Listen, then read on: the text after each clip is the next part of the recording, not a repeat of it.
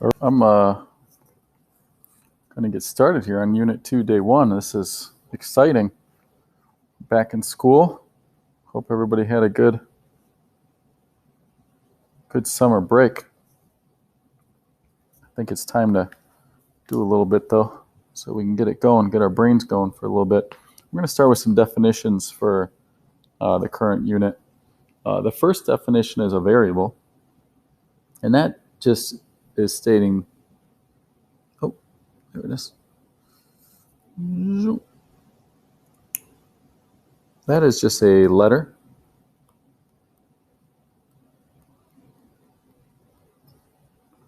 that represents a variable, or I should say that represents a value, sorry. A value. And you guys have seen this before in pre-algebra for sure. We have these letters like X, I think that's the most used one, Y or Z. Those are the three big ones that we usually see, but you can use any letter. Anything from A to Z would be a good letter. Then we have a term, and this is, oh, what's going on here? It stopped raining.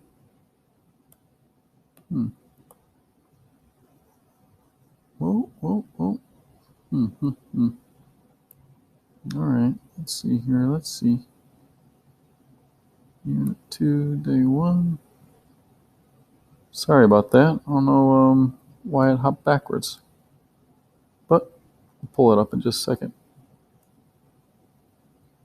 All right, here we go. So we just did variable. We said that's a letter. And then we have a term.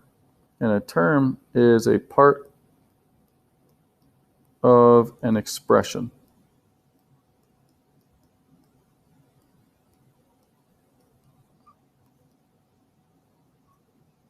And they are separated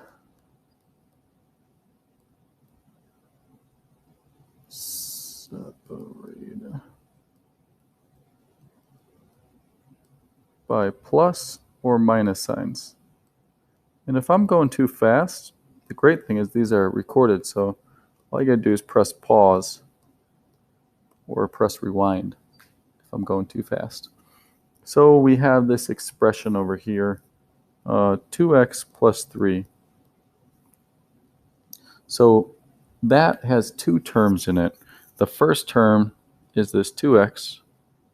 The second term is a plus 3. So there's two terms,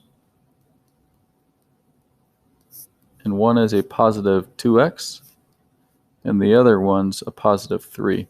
So that's what a term is. It's just pieces of expressions. And then we have coefficients next. This is the number in front / attached to a variable. So typically,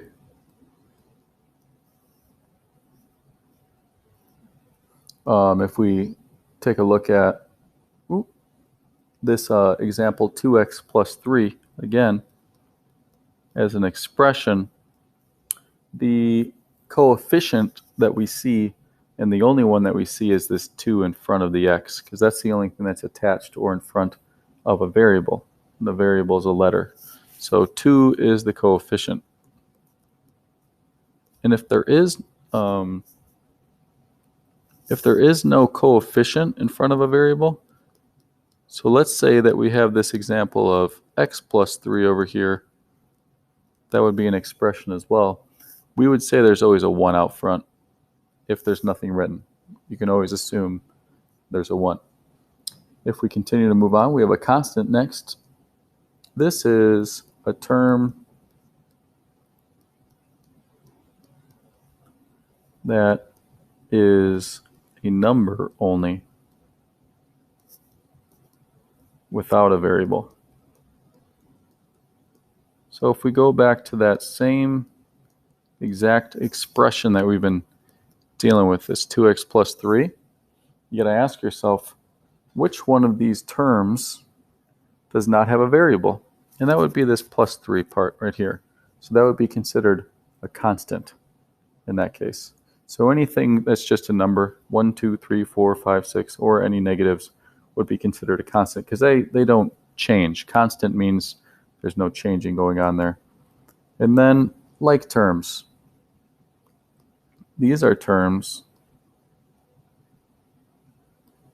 with the same variable and exponent.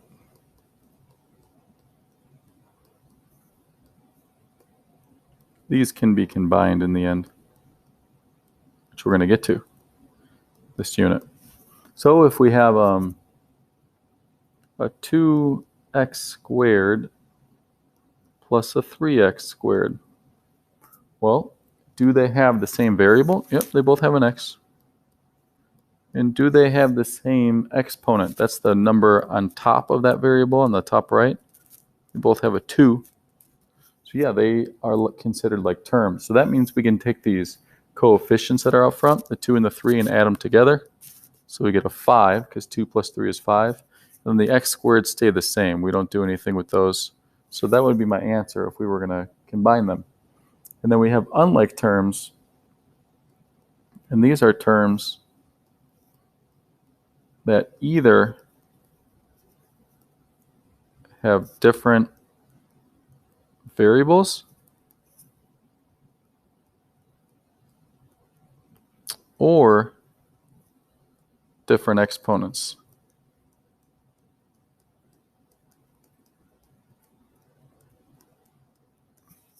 And these cannot be combined. So if we had a 2x squared plus just a 3x, those we can't combine. They both have an x, but they both don't have a 2 as their exponent. So that would be my final answer if it asked me to simplify that. Or another one that might be different would be like a 2y squared plus a 3y squared. And if you take a look at that, they have the same exponent, but they have different variables. So that means they can't be combined either. So if they asked you to simplify that, that would be your answer. There's nothing to do. So let's just take a look at an example here of all of these vocabulary terms kind of put together. So if we had 2x minus 5 plus 3x minus 4y. So the first vocabulary term was a variable. So let's talk about the variables that we see here. Well, we see there's a variable of an x and there's a variable of a y. So those are my two different variables I see. The terms in this expression are my pieces separated by plus or minus signs. So I have a 2x as a term. I have a negative 5 as a term. I have a positive 3x as a term and a negative 4y. So that covers that vocabulary term. My coefficients are always going to be the numbers that are in front of a variable. So I have a 2, a 3, and a negative 4 as my coefficients because those are all the numbers that are in front of the x and the y that I see. The next vocabulary term we had were constants. Those are the things that don't change because they don't have a variable attached to them. And I think I only see one constant here, and that's just negative 5. The next vocabulary term I have is like terms. Do we have any? Are there any that we can combine? I think we see a 2x and a 3x have the same exact variable and the same exact exponent of just a 1 on top. So those are actually like terms. And then unlike terms, these are the things that cannot be combined. Well, if we combine the like terms, we'd get 5x from up above. And then we'd have this constant of negative 5, and we'd have this variable with a y, so the negative 4y. So those would be all the unlike terms that we cannot combine. So that's all of our vocabulary terms on the first day. And then if we go to the back of your notes, this is going to be talking about combining like terms again. So we're going to revisit that. So let's go to the back. Oopsie. Whoop. Let's not draw on that. Not yet. Oh, geez. All right. Okay, so it says when writing the answer, if we combine like terms, we need to make sure that we write in a specific order.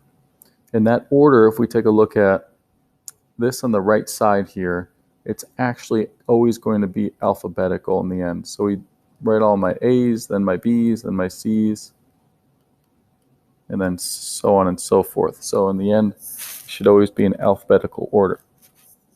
And one thing that these notes don't say is after alphabetical order, then by exponent. So that means you write the biggest exponent to the smallest after you do the alphabetizing, which I'll show you. And then when a coefficient is not present, we talked about this on the front page. What do we always assume is in front of that coefficient? I should say in front of that variable. It's always a 1. So here's an example right here. It was 5 plus c. In your brain, just know that there's always a 1 in front of that c. And when you combine like terms, there's another way that the book might ask you to do that tonight. It might say simplify. Oopsie, that's misspelling. Simplifying an expression is what the book might ask you to do. It might ask you to simplify the expressions. So that just means combining like terms, trying to make it from a couple terms into one if possible. So if we take a look at simplifying, sorry, that's a G right there. So if we take a look at number 1, we have to figure out if these are like terms or not. The first thing that we have to ask ourselves is, do they have the same variable and do they have the same exponent? So they both have an x and they both have a 2 on top of that x. So that means we can combine them.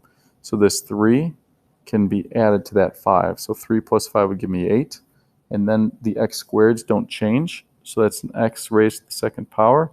That's our answer for combining like terms. The next one, we know there's a 1 in front of that c since there's nothing written there. And I have to ask myself, are these like terms? Well, do they have the same variable and do they have the same exponent?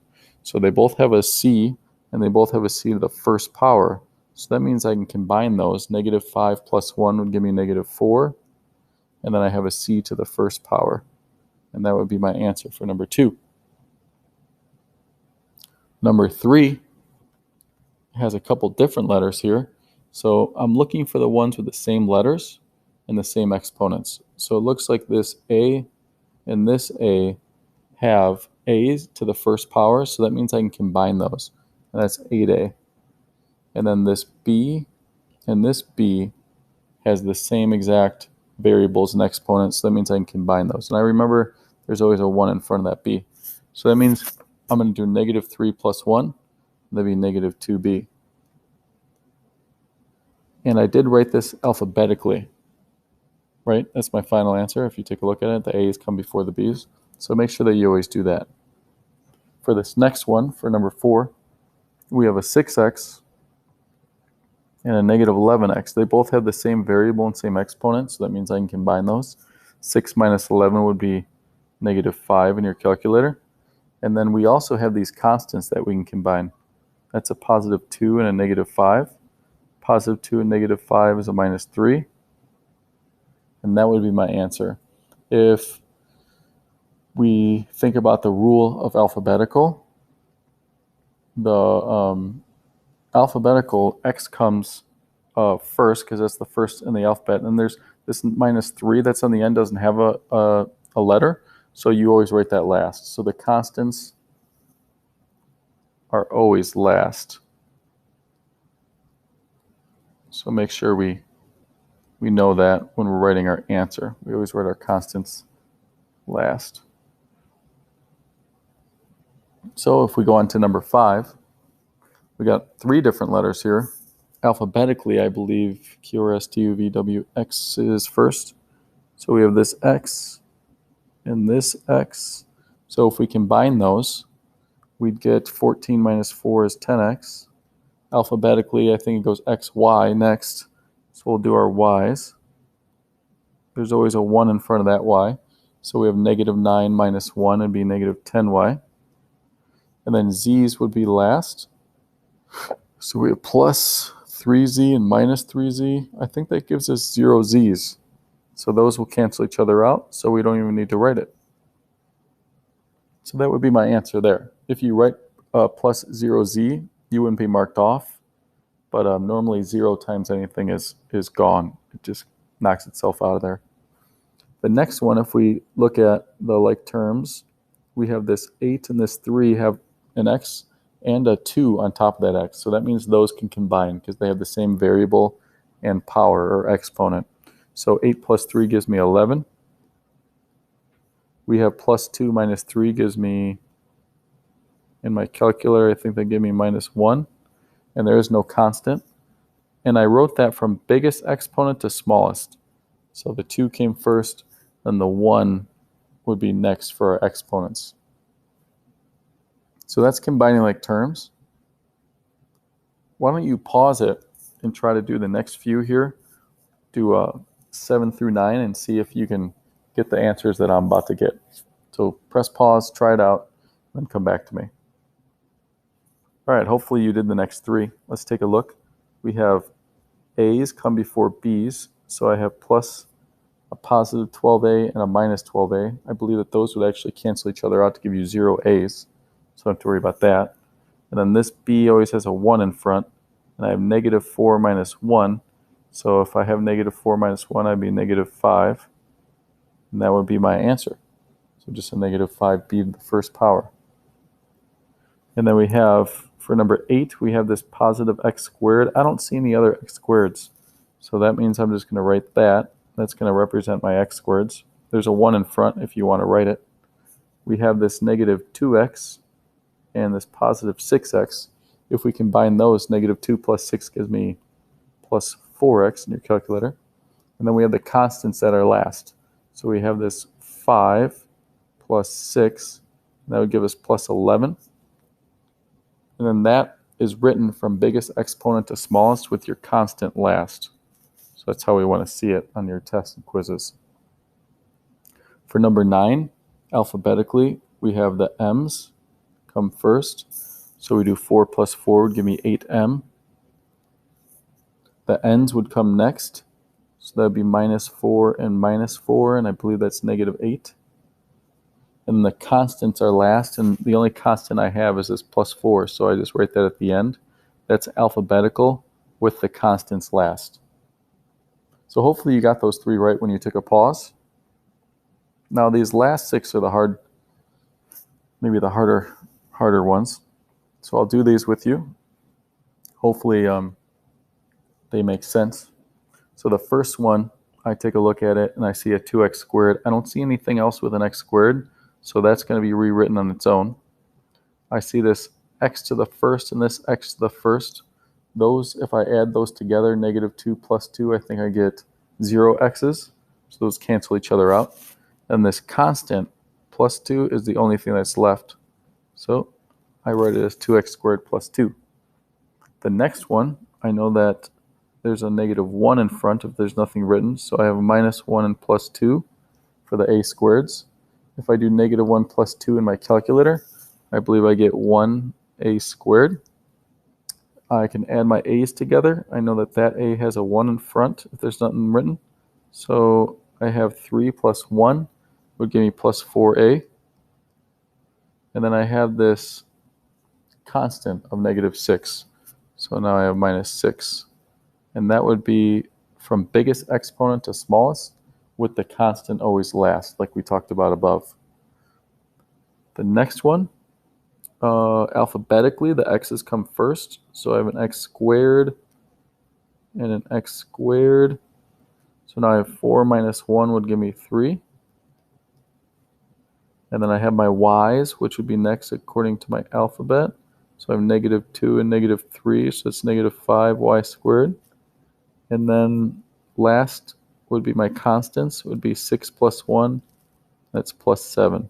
So that would be my answer from alphabetical, and my constants always last. Ooh, 13 has a couple variables attached. So there's a 1 in front of this xy for sure, because that's always the coefficient is a 1. And then the rest of these all have just an x and a y raised to the first power. So that means that they're all like terms and that you can combine all of the coefficients. So I have 1 plus 4 is 5. 5 minus 2 would give me 3. So I leave it as 3xy in the end. That's my answer. The next one, alphabetically, they both have an AB.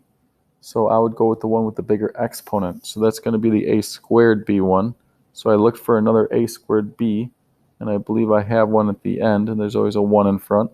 So now that'd be 5 minus 1 is 4 a squared b. And then my ABs are next. So I have negative 10 plus 6. So that would be negative 4 AB. And that would be my answer in the end. That's alphabetical from biggest exponent to smallest. And then the last one, they all have an x and a y. So I'll go with the biggest x variable, or biggest x exponent first. So that's this x squared. Does another one have an x squared and a y to the first? Yep, this one right here, the last one. So it means I can combine those because they have the same exact variables with the same exact exponents. So 2 plus 8 would give me 10. And then this middle one would give me 3xy squared in the end. And that would be my answer, 10x squared y plus 3xy squared. So that's the vocabulary terms that we're going to need for this unit. And then it's the beginning of combining like terms. I'll see you guys tomorrow for the next day.